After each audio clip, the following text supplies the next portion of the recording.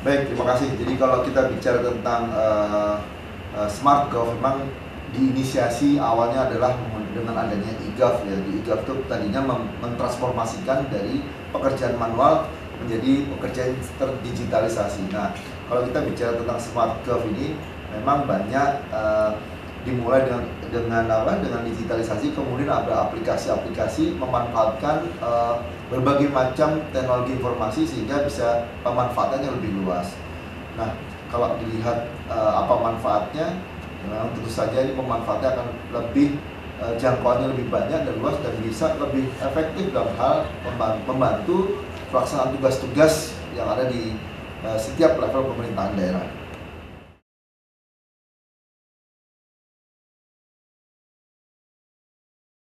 Kalau bicara pemicu perubahan, terus terang bahwa masyarakat ini membutuhkan sesuatu yang lebih cepat, yang lebih ringkas dan uh, uh, lebih mudah dipahami. Nah, kalau bagi pemerintah daerah, ketika ada tuntutan untuk melakukan perubahan-perubahan dalam hal pelayanan kepada masyarakat, ini mendorong ya pemerintah daerah, khususnya pemerintah Kota Tangerang, untuk bisa mengantisipasi kebutuhan yang ada masyarakat. Jadi pemicunya terus terang aja bahwa bagaimana kita bisa melayani masyarakat dengan lebih baik dengan memanfaatkan teknologi informasi. Nah, teknologi informasi ini memberikan jawaban atas apa yang menjadi tuntutan masyarakat. Kalau kita bicara tentang kebutuhan layanan cepat, teknologi informasi ini bisa memberikan informasi lebih cepat, yang kedua lebih memberikan lebih informatif karena bisa dikombinasikan dengan berbagai macam informasi, dengan tabel, dengan data, dengan video, film dan sebagainya. Dan kemudian juga teknologi informasi ini bisa menjamin bahwa informasi yang kita sampaikan jauh lebih tidak basi ya, bisa memberikan informasi yang lebih update dan juga lebih transparan sama ke masyarakat.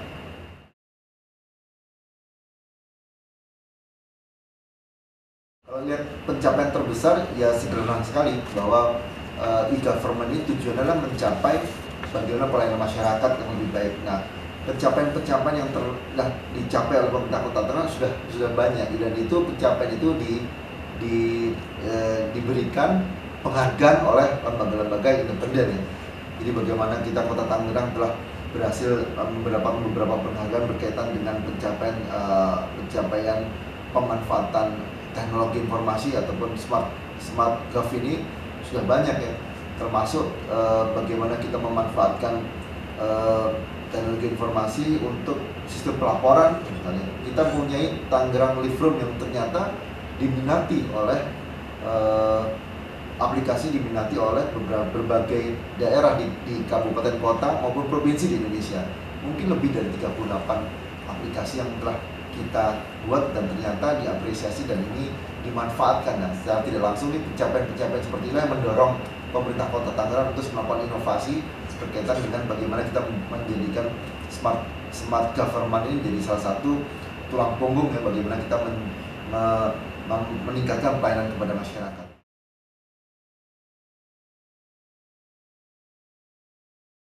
Baik, makasih. Jadi kalau melihat tantangan dan perubahan ke depan ini, dunia ini istilahnya itu makin ketidakpastiannya makin besar ya. Ketidakpastian besar sehingga kita ini dituntut harus semakin agile, semakin lincah menghadapi perubahan-perubahan yang ada. Contoh sederhana, adanya kasus COVID, adanya perubahan kasus geopolitik di Ukraina sama Rusia mengakibatkan harga-harga naik.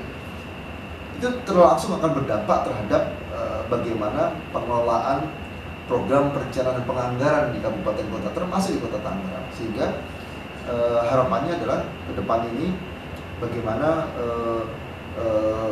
pemanfaatan teknologi, termasuk bagaimana kita mengaplikasikan smart government ini bisa menjadikan organisasi tetap lincah dan mengantisipasi perubahan-perubahan yang ada. Saya rasa itu adalah yang diharapkan, sehingga kedepannya kita selalu bisa mengantisipasi dan mudah melakukan perubahan-perubahan terhadap tantangan dan kondisi-kondisi eksternal yang di luar kemampuan kita untuk melakukan pengendalian. Kuncinya adalah bagaimana kita bisa lincah ya, mengadaptasi perubahan yang ada dan kita melakukan antisipasi terhadap hal-hal yang sudah ada yang selama ini kita anggap itu sudah menjadi pakem ya, kita harus siap untuk melakukan perubahan.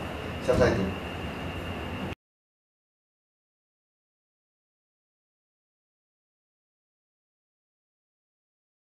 Tantangan implementasi GOV di Kota Tangerang adalah salah satunya terkait dengan bagaimana pemerintah bisa memahami apa yang terjadi di masyarakat dengan bisa mengumpulkan data masyarakat, data personal, data transaksi dari masyarakat itu semoga bisa meningkatkan layanan pemerintah pada masyarakat. Jadi tantangannya tadi, kemudian harapannya adalah pemerintah bisa lebih dekat pada masyarakat, pemerintah Kota Tangerang bisa lebih kenal dengan masyarakat, dan masyarakat bisa lebih kenal terhadap program-program yang ada di Kota Tangerang. Dengan begitu maka tidak lagi ada jarak di antara pemerintah dengan masyarakat.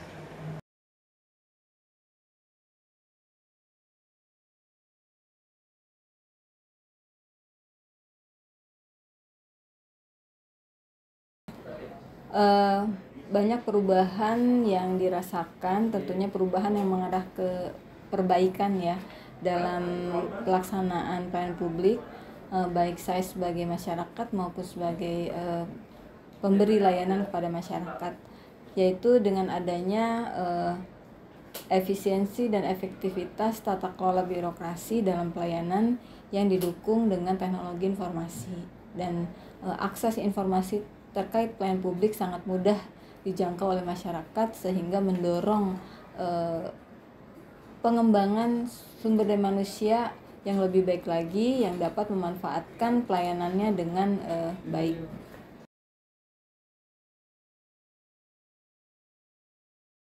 Ya, tentu saja adanya e-Gov ke Smart Gov ini yaitu adanya tuntutan pemerintah untuk bisa memberikan pelayanan yang lebih baik dengan adanya dorongan reformasi birokrasi. Dan saat ini tuntutan sistem pemerintahan berbasis elektronik mendukung pemerintah Kota Tangerang untuk lebih cepat, lebih transparan dan akuntabel dalam melaksanakan pelayanan publik, sehingga ini yang mendorong adanya evolusi e-Gov ke Smart Gov yang tentunya manfaatnya sangat dirasakan oleh masyarakat.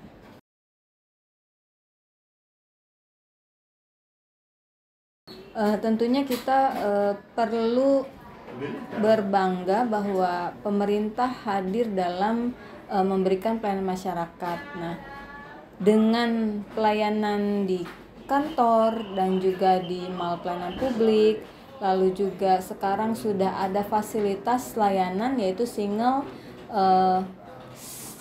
sign on ya, layanan dalam satu genggaman, yang mana pemerintah Kota Tangerang membangun Tangerang Live. Di situ masyarakat bisa mengakses dengan mudah ke 17 pelayanan publik yang memang sudah disediakan oleh pemerintah, dan ini tentunya mendorong masyarakat untuk menjadi masyarakat yang pintar, masyarakat yang dapat memanfaatkan teknologi untuk mempercepat perolehan pelayanan publiknya.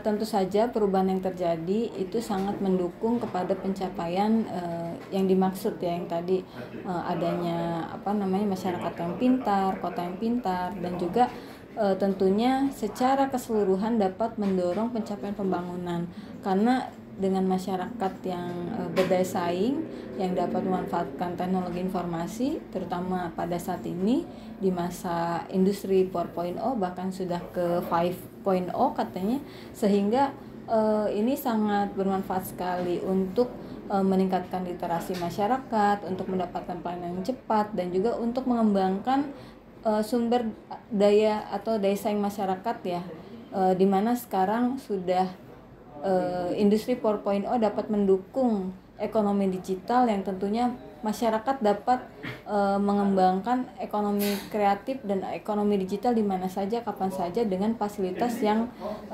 diberikan pemerintah, baik itu infrastruktur, TIK, ataupun akses kepada layanan informasi. Ya, tantangan terbesar dalam pelaksanaan e-gov maupun SmartGov adalah bagaimana pemerintah dapat mempertahankan dan meningkatkan pelayanan yang lebih baik lagi dengan adanya SmartGov. Nah, tentu saja SmartGov dibangun, harus dikembangkan dan juga dipelihara, terutama dalam dalam menyeimbangkan atau mengikuti ya perubahan atau perkembangan teknologi, dan ini tentu saja membutuhkan SDM yang handal, infrastruktur yang aman, yang terjamin ya, dan juga keamanan informasinya, karena masyarakat sekarang sudah aware terhadap informasi dan juga sudah ada tata kelola yang lebih baik dalam mendukung tata kelola TIK di Indonesia.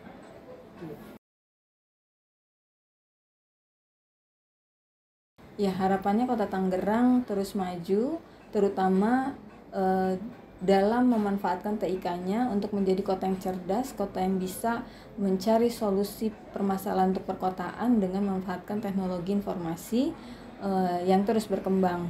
Dan semoga bukan hanya kotanya yang maju, tapi masyarakatnya akan lebih maju karena masyarakatnya dapat memanfaatkan literasi secara digital untuk mengembangkan diri dalam pembangunan.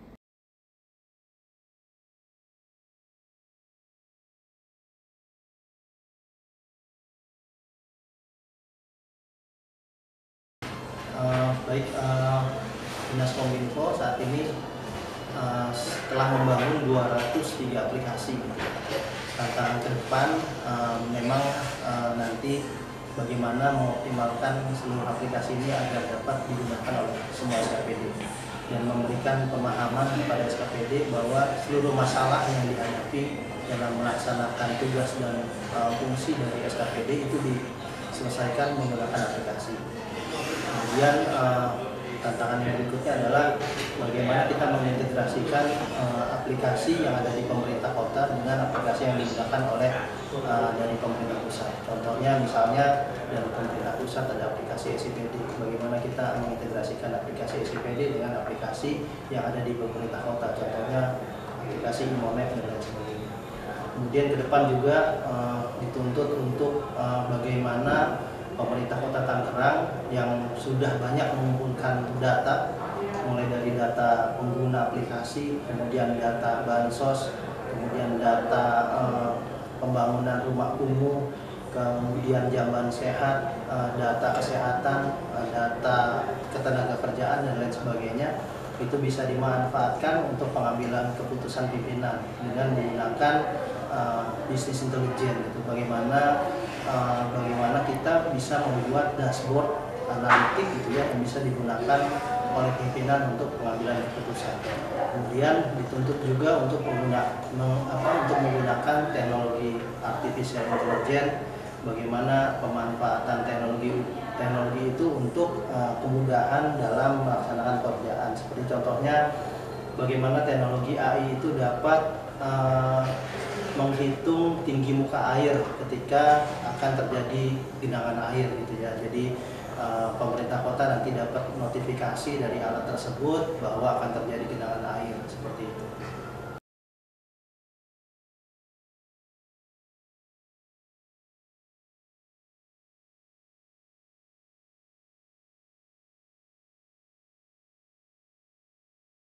Tantangan kami adalah kami harus terus mengikuti perkembangan teknologi di luar. Kami harus terus meningkatkan pengetahuan dan kemampuan kami dalam bidang IT. Harapan kami mudah-mudahan kami dapat mengikuti perkembangan tersebut sehingga kami terus berusaha memaksimalkan pengetahuan dan kemampuan kami di bidang IT. Terima kasih.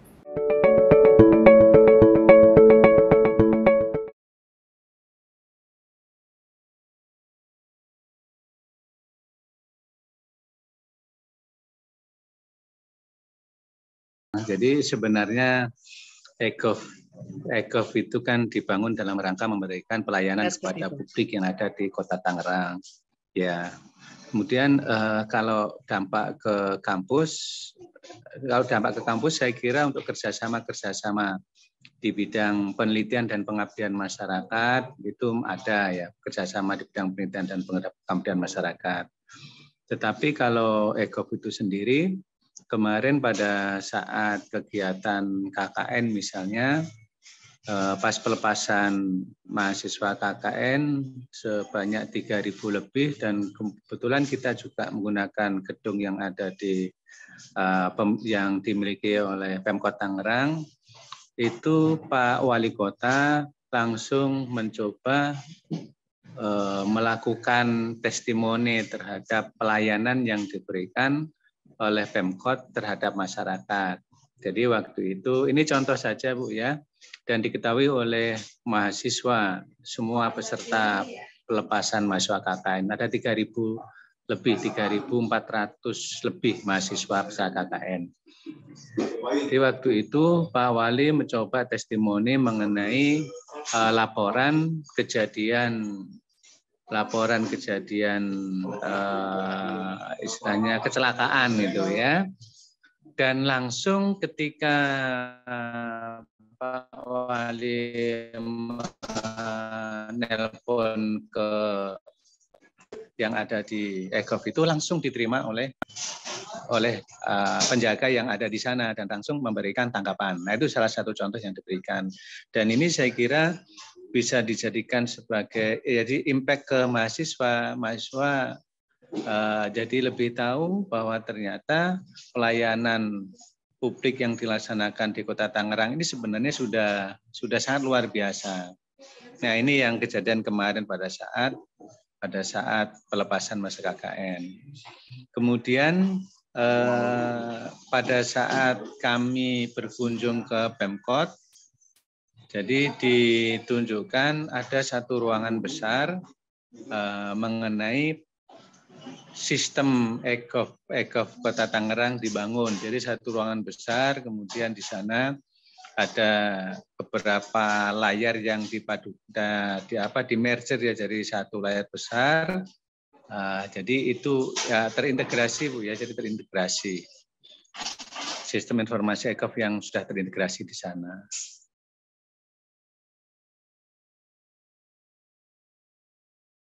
Misalnya saya mencari data-data mengenai kampung tematik, maka di sana sudah tersedia.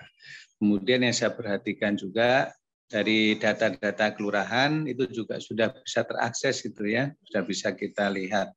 Di samping pelayanan-pelayanan yang lain. Nah, mungkin bagi UMT juga misalnya pada saat pengurusan misalnya ini ya, tapi itu kan memang di luar LPPM ya, di luar kami. Misalnya untuk pengurusan pelaporan pajak dan lain-lain mungkin sudah menggunakan sistem yang ada.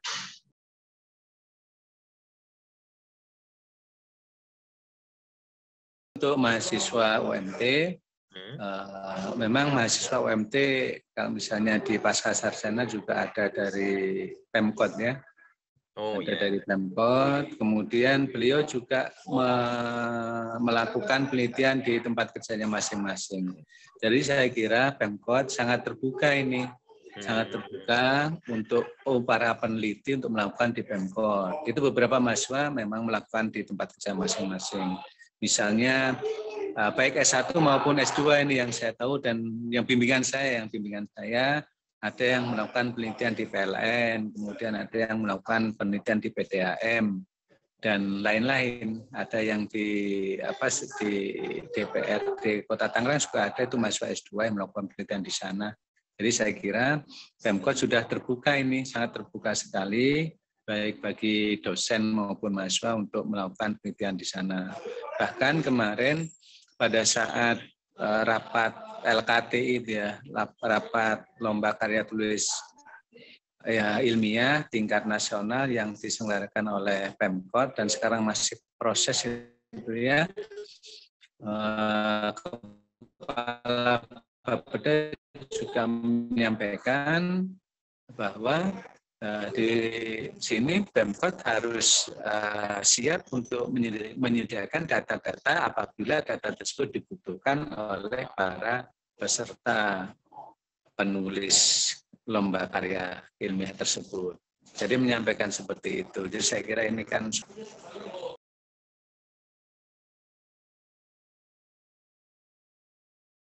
sama dengan Pemkot itu kelihatannya setelah tahun 2016 kelihatannya ya, Mas Yain ya. Oh ya, ya. Ada beberapa kegiatan yang dilakukan bersama, misalnya ini ya, misalnya mengenai rembuk warga. Rembuk warga pada saat itu Pemkot meminta para dosen dan mahasiswa untuk melakukan pendampingan yang ada di tingkat kelurahan. Nah, ini artinya kalau misalnya dalam penyusunan RPJMD, maka otomatis warga mendapatkan masukan-masukan dari para dosen dan para mahasiswa. Karena kalau misalnya sebelumnya cenderung warga itu ya menyampaikan apa yang ada dan sesuai mungkin dengan keinginan 1, 2, 3 orang saja. Tapi ketika ada pendampingan dari para dosen dan mahasiswa, maka dilakukan rembuk warga dan dosen mengarahkan dan mahasiswa mengarahkan beberapa program yang kiranya cocok untuk pengembangan di wilayah kelurahan masing-masing. Nah ini saya kira salah satu contoh ini dalam rangka peningkatan kinerja ini ya, kinerja Bapeda ya, kinerja Bapeda Kota Tangerang sudah terlihat beberapa tahun waktu itu. Kemudian setelah COVID, pada saat COVID memang karena tidak pada saat itu kan pada saat COVID itu sementara kegiatan itu ditiadakan pada saat COVID kemarin. Nah ini salah satu bentuk dari yang dilakukan. Kemudian yang kedua, misalnya pada saat lomba kampung tematik. Pada saat lomba kampung tematik, Bapeda juga melibatkan kampus, melibatkan LPPM ini.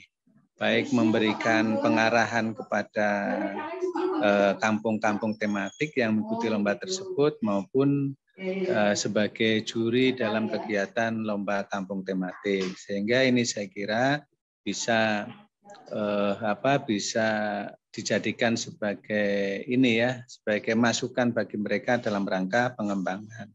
Jadi arahannya nanti bahwa kampung tersebut dijadikan sebagai komersialisasi, jadi bukan dibentuk kemudian dibiarkan dan mereka berjalan apa adanya dan akhirnya perkembangannya kurang maksimal. Nah ini beberapa yang dilakukan oleh Pemkot. Ini saya kira juga bisa meningkatkan kinerja tingkat kelurahan terutama kampung tematik agar menjadi kalau bisa kan dijadikan sebagai destinasi wisata itu kampung tematik. Ya. LKTI juga sebenarnya kan itu ya, sebenarnya LKTI itu lomba karya tulis inovasi dilakukan agar Bapeda ini mendapatkan atau Litbang Bapeda mendapatkan masukan-masukan dengan karya tulis ilmiah dari para dosen-dosen dan secara berkelompok pada tahun ini. Nah itu saya kira juga bagus sekali dalam rangka melakukan ini ya namanya perbaikan. Jadi organisasi pembelajar lah seperti itu, Mas.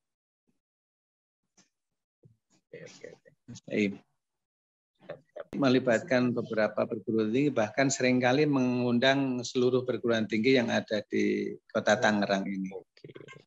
Iya, jadi bukan hanya UMT yang terlibat pada kegiatan itu, tetapi kampus-kampus lain seperti UNIS, Raharja, dan lain-lain juga.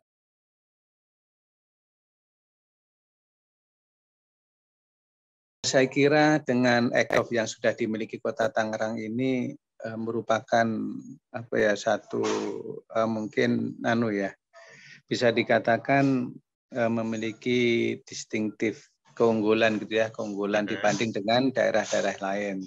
Karena ini kan sudah beberapa kali mungkin mendapatkan penghargaan ya di EKOF-nya di Kota Tangerang.